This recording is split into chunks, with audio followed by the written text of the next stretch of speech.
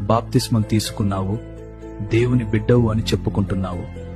మరి ఇంకా ఆ లోకపు స్నేహాలు ఎందుకు వదలలేకపోతున్నావు? వాళ్లతో ఉంటే ప్రార్థన గుర్తొస్తుందా, లేక లోకపు అలవాట్లు గుర్తొస్తున్నాయా? దేవుని కంటే నీకు ఆ స్నేహితులే ఎక్కువైపోయారా? లోకపు మనుషుల మెప్పు కోసం, వాళ్ల గ్రూపులో నువ్వు ఉండటం కోసం నీ సాక్ష్యాన్ని పాడు చేసుకుంటున్నావు. వాళ్లు చేసే వెటకారపు మాటల్లో, వాళ్లు వెళ్లే పాపపు మార్గాల్లో నువ్వు కూడా భాగస్వామి అవుతున్నావు. నిన్ను పరలోకం వైపు నడిపించే స్నేహం కావాలా, లేక నరకం వైపు నెట్టేసే సావాసం కావాలా? నీ ప్రాణ స్నేహితుడు యేసు అని చెప్పి ఆయన్ని అవమానిస్తున్నావు కదా.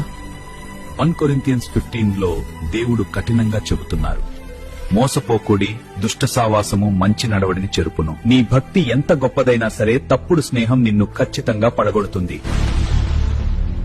ఈ రోజైనా నీ చుట్టూ ఉన్న మనుషులని చూసుకో. నిన్ను దేవునికి దూరం చేసే ఆ స్నేహానికి స్వస్తి.